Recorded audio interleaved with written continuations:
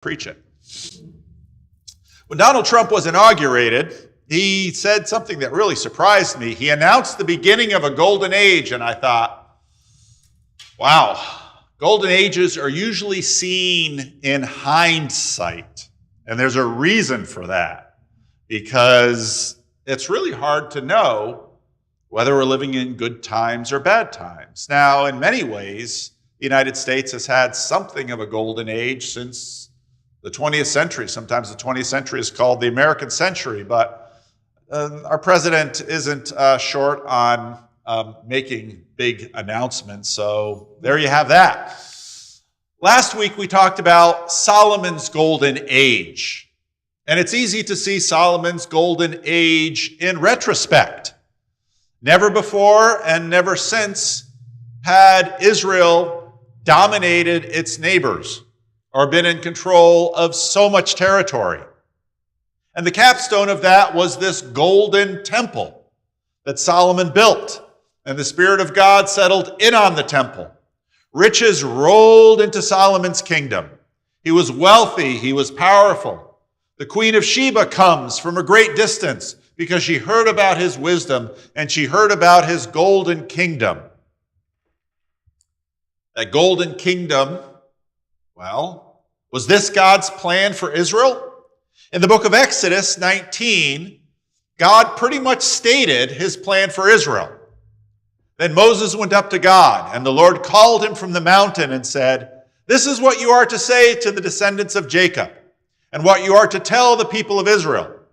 You yourselves have seen what I did to Egypt." Now, Egypt was a superpower. Even Israel at its height couldn't match the splendor and strength and power of Egypt. And if you go to Egypt and you see those pyramids, you're like, wow, those are really old. Egyptian power is very, very old. Egypt has been a perennial powerhouse centuries after centuries. And the Lord said, "You saw what I did to Egypt, and how I carried you on eagle's wings and brought you to myself. Now, if you obey me fully and keep my commandment, then out of all the nations you will be my treasured possession. Although the whole earth is mine, you will be for me a kingdom of priests and a holy nation." That's a nation set apart. "These are the words you are to speak to Israel." Now, under Solomon, was that mission accomplished? In some ways, yes. Solomon's wisdom, his fame was renowned, and people came from different places to see him. The people lived in security and prosperity. There's an element of that, but it didn't last. A friend of mine, Jordan Hall, I've spoken about him in some of the sermons, and I've done some events with him. I just had a chance to spend some time with him. He's living in North Carolina now, and that was near where I did the conference. He was just recently on a live stream, and he said something which he hasn't been a Christian for very long, but he's a very smart guy, and he's a fast learner. And he basically said something like, the church always fails. And that's true. The church does always fail. Churches rise, and then they stumble. Every local church rises and falls. No church completely satisfies or gets everything right. Sometimes churches fail catastrophically. You know, the whole pedophile priest sex scandal in the Roman Catholic Church, that went through the Roman Catholic Church in America like a sigh. Churches are made of people, and we are fallible. And churches themselves, we think, and we have these moments in church where it's like, it's really happening. I feel God's Spirit. Everything is right in the world. And like that old song, "If I Could Put Time in a Bottle," we can't, and it goes. This age can only hold so much kingdom of God. Americans are very used to this. So if you go onto social media, you see on one hand all the doomerism, financial collapse, ecological collapse, alien space object, Population collapse, political implosion, civil war, rise of China. If America is anxious about it, you can follow it. You can find it on YouTube. I swear, it's all there. Comparisons with the Spanish Empire and the Roman Empire and the English Empire, and America's empire is next. We're spending ourselves broke. I think we probably are. Will that cause it? Golden age? I don't know. Solomon's empire collapsed. It didn't even last one generation after Solomon. Israel and Judah had become second-class states. Judah with her old tribal holdings, plus border areas in Philistine land and the Negev, and perhaps a little bit of Edom. Israel with the old tribal holdings, plus some Canaanite cities, and a little bit of Aramean land that was contested east of the Sea of Galilee. The empire of David and Solomon was gone. And we may assume that the economic consequences of this were serious. Tribute ceased to flow in, with the trade routes along the coast and through the Transjordan no longer Israelite monopolies, and with the internal strife, making the free passage of trade difficult, if not at all times impossible. Most of the lucrative ventures undertaken by Solomon collapsed. And although we lack direct evidence of it, the economy of Israel must have been severely damaged. Now, of the two kingdoms, in some way, the north had the better of it because they were larger. They had 10 tribes. They had better connections to the surrounding nations. They had better land. If you look at Judah, they've just sort of got a bunch of hill country. Can't do a lot with it. But the north had a problem. The temple was in Jerusalem, and Jerusalem was in Judah. And you can't have your population traipsing down there all the time, bringing their sacrifices, bringing their gold, bringing their wealth, and leaving it in Jerusalem. So Jeroboam, the first king of Israel, says, tell you what we're going to do. Let's found 2 new temples, and let's put one on either end of the kingdom, and we'll do the golden calf thing again. So now suddenly in Israel, you have temples to the Lord, and they're worshiping golden calves. The north is also politically unstable. In the south, they have the dynasty of David and Solomon and their sons. But in the north, generals are killing the king and taking power.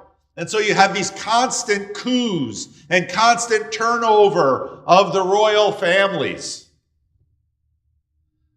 They have more exposure to foreign gods. They have hostile neighbors.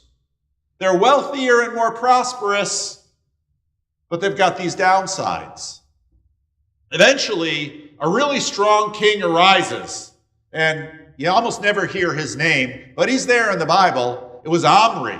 And in fact, we know he was powerful because the Assyrians, long after Omri's house collapsed, the Syrians still called Israel the house of Omri. Although the Bible dismisses his reign with 5 or 6 verses, Omri was obviously a man of great ability. The Assyrians referred to Israel as the house of Omri long after his dynasty had been overthrown. Omri's policy for Israel's recovery was patterned in its major features on what David and Solomon had done. It called for internal peace, friendly relations with Judah, close ties with the Phoenicians, and a strong hand east of the Jordan, particularly against the Arameans. This policy was launched by Omri and set forward by his son, who is more famous because we hear a lot more about Ahab than Omri. And when you think Ahab, you think, why is that name so familiar? Captain Ahab, Moby Dick. Nobody names their son Ahab, but everybody knows the word still.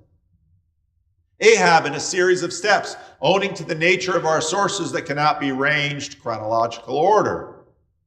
Omri himself sealed an alliance with the king of Tyre, named after his god Baal. Remember how we looked at Nebuchadnezzar and Nebo and his god? By marriage of Ahab to the latter's daughter Jezebel, another famous name that I once made the joke about. Nobody names their daughter Jezebel. Sometimes people do. The alliance was mutually advantageous. Tyre was at the height of her colonial expansion. Carthage was founded in that century. Being partly dependent on imports of foodstuffs, she offered to Israel both an outlet for agricultural production and numerous commercial opportunities. Tyre and Sidon are these little Phoenician cities, and Israel has lots of crops to sell. And so it's a really important partnership. Tyre, for her part, desired a counterbalance to the power of Damascus, that's north of Israel, and the reactivation of trade with Israel, and via Israel, the lands to the south. The next step was alliance with Judah. By early in Ahab's reign, if not before, this was formally arranged by marriage of Ahab's daughter or sister, Athaliah, to Jehoram, son of Jehoshaphat, king of Judah. So now there's a marriage alliance between them. There was not the slightest reason to assume, as so many have, that this was not a friendly treaty between equals. The alliance was both militarily and commercial, for it reached subsequent of an attempt to revive the overseas trade from the southern kingdom. Although the attempt failed, the fact was it indicates an attempt to recapture Solomon's wealth. Now, if you were an observer looking at this, you would say, the gods are pleased with Omri. Omri is being blessed. Not since the days of Solomon and David have we seen a house of Israel so powerful, so wealthy, so blessed as that of Omri. And it raises the whole success equals God alignment and common religion question. In the 38th year of Asa, king of Judah, Ahab, son of Omri, became king of Israel, and he reigned in Samaria over Israel 22 years. Ahab, son of Omri, did more evil in the eyes of the Lord than any of those before him. And so now an ancient person would say, if he's doing evil in the eyes of the Lord, why is he so wealthy? Why is he so powerful? Why is he so successful? He not only considered it trivial to commit the sins of Jeroboam, that's the one that took the kingdom away from the house of David. He also married Jezebel, daughter of Ethbaal, king of the Sidonians, and began to serve Baal and worship him. He set up an altar for Baal in the temple of Baal that he built in Samaria, his new capital. Ahab also made an Asherah pole and did more to arouse the anger of the Lord, the God of Israel, than did all the kings of Israel before him. In Ahab's time, Hiel of Bethel rebuilt Jericho, and he laid its foundations at the cost of his birth-born son, Abiram. And he set up its gates at the cost of his youngest son, Segub, in accordance with the word of the Lord spoken by Joshua, son of Nun. Jericho was like the gate into the kingdom, and to have a strong fortress there meant trade money and security. And the Lord told Israel, don't rebuild that city. I am your strong fortress and your security. The northern kingdom says, let's just have our fortress anyway, even if it costs us our children. Now, Doug Wilson, who gets a lot of attention for making talk about Christian nationalism, says his shortest definition of Christian nationalism is stop making God mad. But that poses the difficulty, because in some ways that nods into the ancient assumption that when times are good, God is happy and we're pleasing him, and when times are bad, we're angering God and we're displeasing him. And it gets back to the whole golden age question. Are these good times or bad times? And some of you might say, well, these are good times. Or some of you might say, these are bad times. More often we look around and we say, oh, these are bad times. And then if I ask you about 20 or 30 years ago, you'll say, those were the good times. That's called perception. Because 30 years ago, if you remember your parents, what did your parents say? Oh, these are bad times. Observers of the house of Omri and many empires after would say, surely he's been blessed by the gods. Now Elijah comes out of the blue. Now Elijah the Tishbite from Tishbe in Gilead, that's the Transjordan, said to Ahab, "As the Lord, the God of Israel lives, whom I serve, there will neither be dew nor rain in the next few years except at my word." Now, Israel's sort of like California. It's a nice place to live because it's not raining all the time. And if you've lived on the East Coast where everything's always green, you know you pay for it because everything's always raining or snowing. But Israel depends on, we're in this time of year now where we're all starting to watch the weather and we're all looking for those atmospheric rivers to come over and bring. But Israel didn't have Shasta Dam and Oroville and all of these massive reservoirs to hold water in wet years for the dry years. And so when it stops raining, crops stop growing, animals don't have feed, people go hungry, people die. Now you can imagine Elijah comes out of the blue and declares this, and people are like, we're awash in prophets. This is a prophets, good times, bad times, here now. But you can imagine, as the months start going and it isn't raining, someone says, "You know that Elijah? He said that thing." And the longer it doesn't rain, the more Elijah's status rises. And suddenly, where is that Elijah? Elijah's hiding. The Lord is feeding Elijah. He's using birds to bring him food. And then he escapes over to Sidon. And there's a widow who's just about ready to die because the famine is so bad. And Elijah says, "If you make me some bread, please." And she does. And then her jar doesn't run out. You can read about those things. I don't have time to read all of the Elijah stories. They're amazing stories. But it's bad, and people are dying, and now suddenly it's like, well, is Ahab such a great king? Because this is exactly, Baal is a storm god. Baal is the god of atmospheric rivers. No Baal. Asherah is a fertility goddess. You know what? If you don't feed those little animals, you know what they don't do? Have more little animals. The crops aren't growing. Israel's God says, "No more rain until my prophet says so." And suddenly, everybody's going to pay attention to that prophet. Now, Obadiah was a good guy, worked for Ahab, and had been hiding prophets away from Jezebel because Jezebel's like, that God of Israel doesn't want to send rain. I'm going to kill his prophets. So she's just murdering the prophets of the Lord.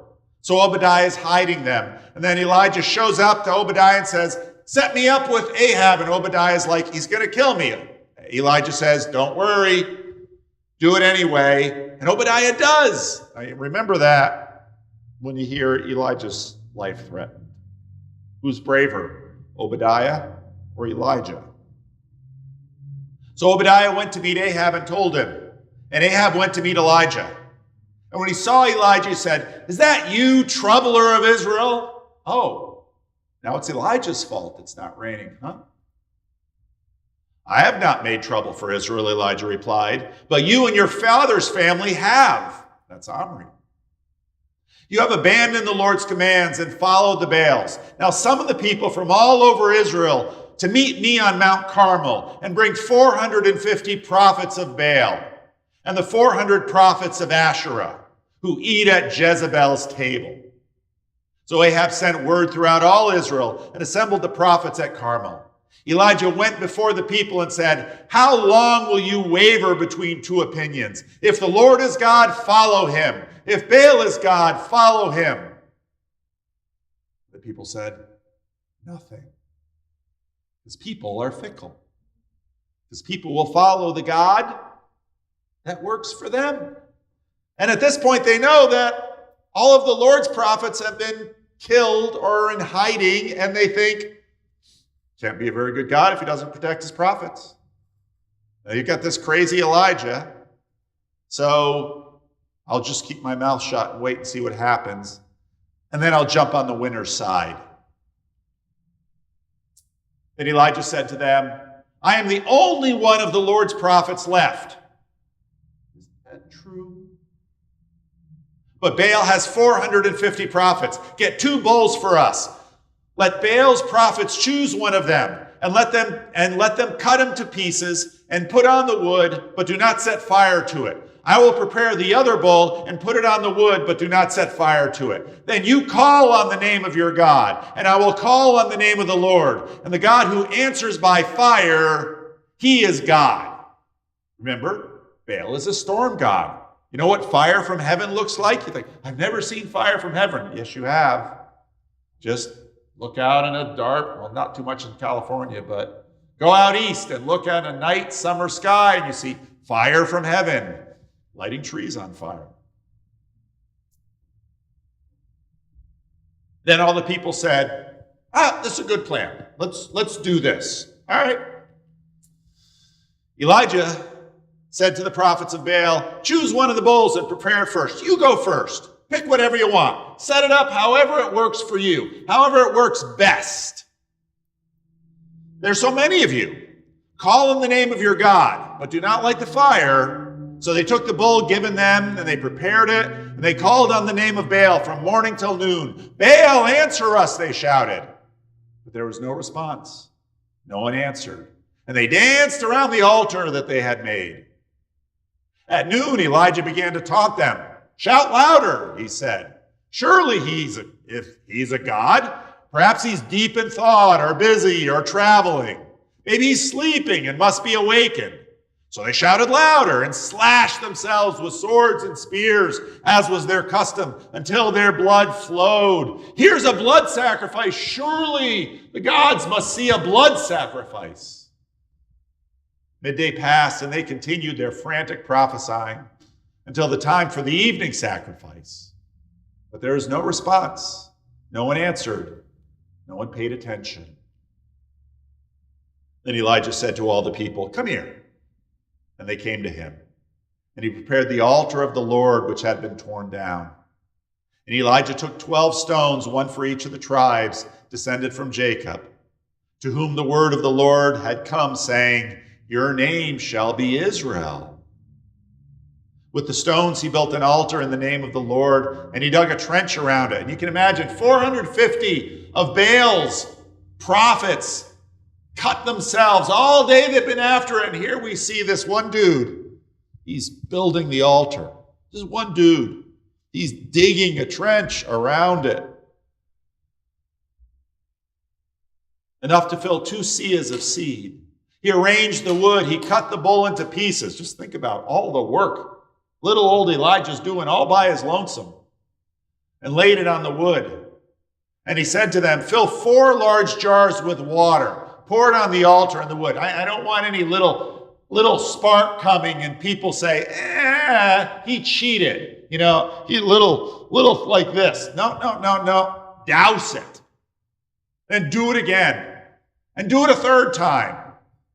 And they did it. And the water ran down the altar and even filled the ditch.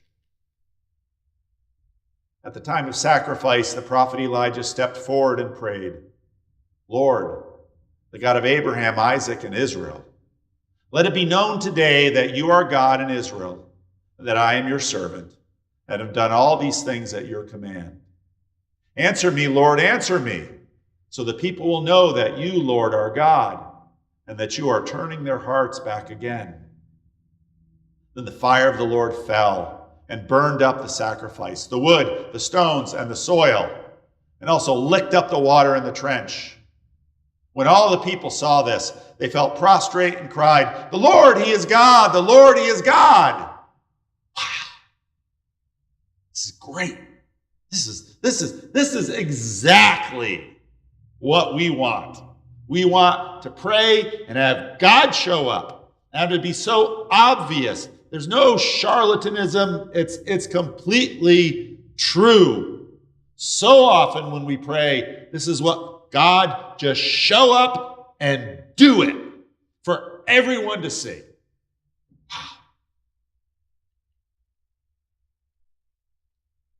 Then Elijah commanded them, seize the prophets of Baal. Don't let any of them get away. They've been slaughtering God's prophets. It's time for them to be slaughtered.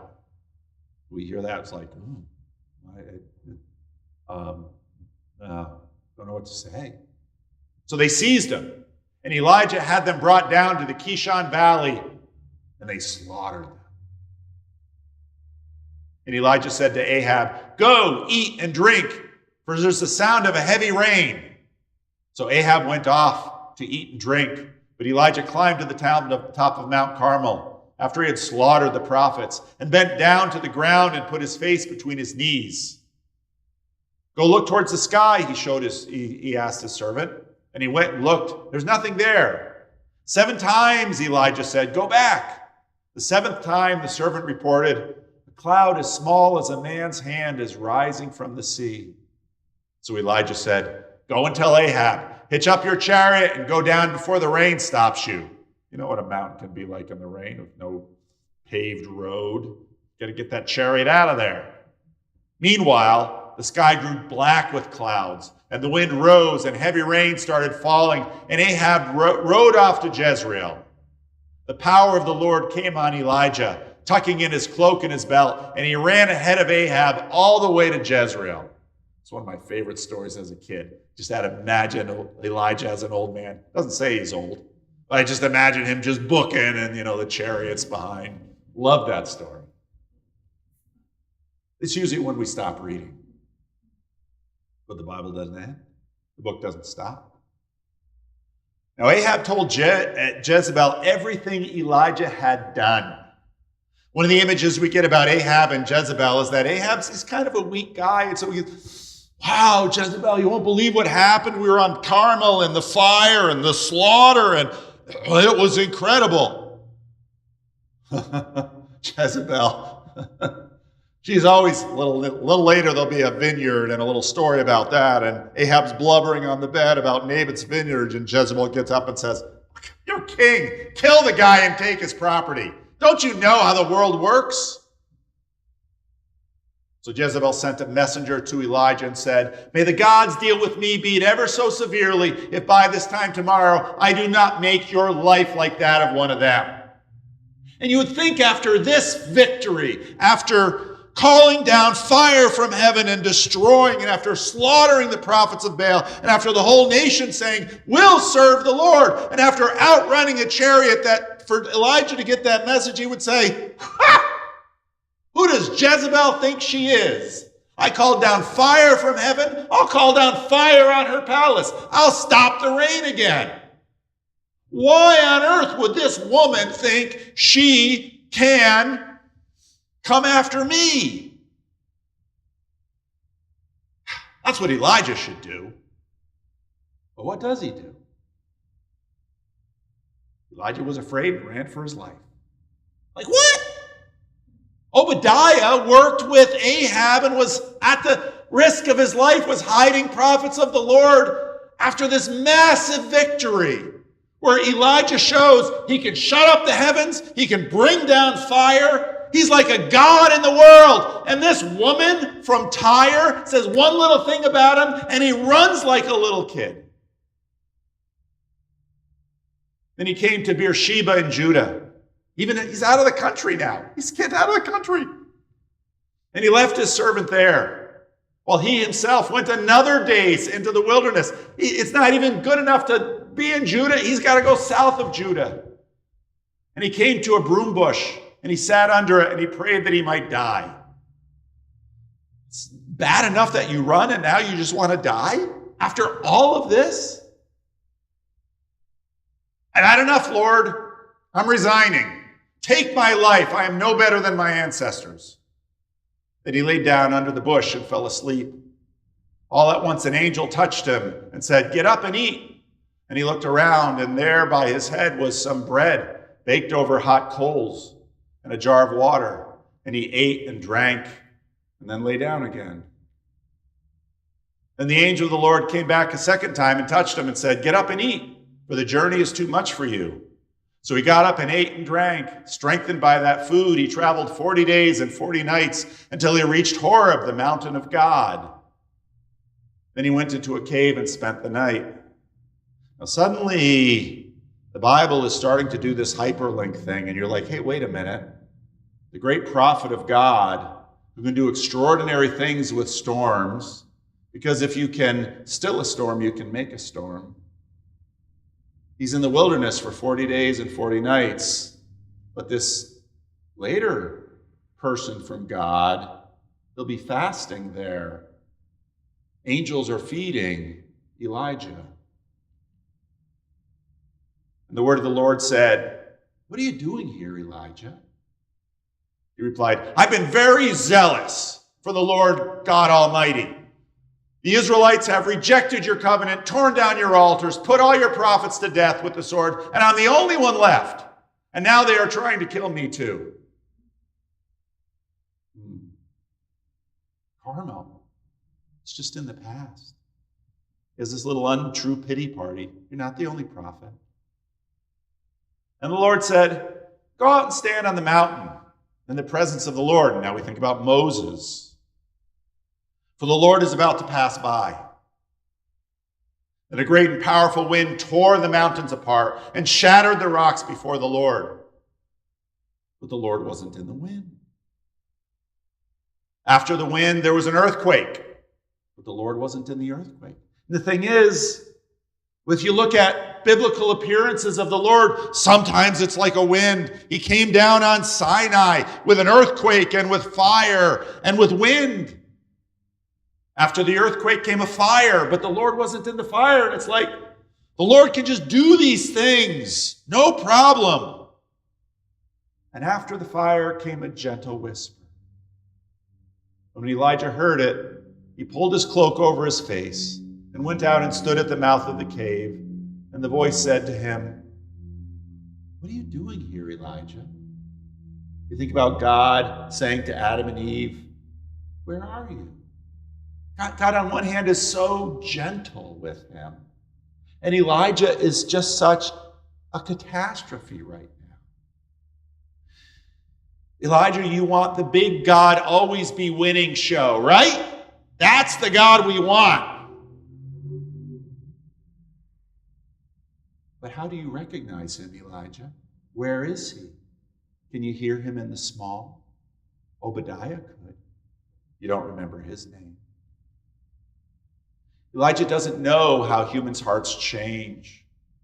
He replied, "I've been very zealous for the Lord God Almighty. The Israelites have rejected your covenant, torn down your altars, put your prophets to death with the sword. I am the only one left. And now they're trying to kill me too." You're not the only one left, Elijah. Your success has made you kind of a narcissist. The Lord said to him, "Go back the way you came. Go to the desert of Damascus, all the way up. And when you get there, anoint Hazael king over Aram, the enemy of the northern kingdom. And anoint Jehu, son of Nimshi, king over Israel, another coup. And anoint Elisha, son of Shaphat, to succeed you as prophet." I'm going to let you out of your job, Elijah. I'm going to let you out. I got a little more work for you to do, but I'm going to let you go. Okay? I'm going to say yes, but not quite yet. "Yet I reserve 7,000 in Israel, all whose knees have not bowed down to Baal and whose mouths have not kissed him." So, Elijah, you're not the only one. You're not it. In some ways, you're not necessarily even that important. I'm not your tool. You're my tool. Do big, brawny miracles, does winning work in our hearts like we imagine they do? Israel says, "The Lord is God, he is God." Did all of Solomon's success keep Solomon himself on the right path? No, it didn't. The book of Job, Satan comes to God and says about Job, "He's only good because you reward him." That's sometimes true of us. Satan's not wrong about us. Did the northern kingdom never touch the Baals after Carmel? They went right back to it just a few years later, just like the book of Judges. That's how we are. Even Elijah is this way. Yeah, fire from heaven. He's a big man. Jezebel says, I'm going to kill you. Runs away. We are unreliable flip-floppers. At one moment, things look terrible. Israel's gone to the Baals. Prophets of the Lord are slaughtered. Then there's a great turnaround. Baal's prophets are slaughtered. Baal totally owned on the mountainside. Everybody saw it. Elijah gets scared and runs. And the Son of God comes, and his miracles and preaching attract great crowds, and everyone thinks, maybe he's Elijah. Did you read the story? He stills a storm. He raises the dead. He feeds the multitudes. People are anticipating the coming redemption of Israel. And then he's crucified by the Romans, and his followers hide in horror and despair. And then when he rises from the dead, he won't even show up and put his finger in Pilate and Herod's chest. He says to his disciples, I've risen from the dead. I'm ascending into heaven. I'm going to rule over heaven and earth, and you will be my witnesses. And we struggle between faith and doubt. Do we live in a golden age? Are we making God angry? Probably some of both. Probably some of both. The Lord feeds Elijah. The Lord feeds fleeing Elijah. The Lord feeds us. The whole purpose of this meal is, on the night in which he was betrayed, Jesus took bread and he broke it. And they were living under the Romans, and things have never been so bad. Well, there were the Philistines, there were the Persians, there were the Greeks, there were the Babylonians, there were the Syrians. Jesus doesn't follow them in this. Jesus says, this is my bread, broken for you. Do this in remembrance of me. Well, what does that mean? It means you will be my witnesses. It means I'm going to feed you with myself. And bit by bit by bit, I'm going to inhabit you, and I'm going to work through you, and you're going to become like me. And even a prophet like Elijah that can close up the heavens with a word and call fire down, Jesus basically says, I will give you what he never gave to Elijah. I will give you my spirit, and you will be my witnesses. And you may never stop. You may never knock on the governor's door and say, if California doesn't shape up, no more rain until I say so. You could try that. You might even make the news. If it stops raining, they might find you. What he mostly gives us is the still small voice, to be his follower, to be faithful and true, probably a little bit more like Obadiah than Elijah. And he says, this is my meal. This is how I conquer. Because Jesus didn't slaughter the servants of Caesar. But look at Jesus' children now.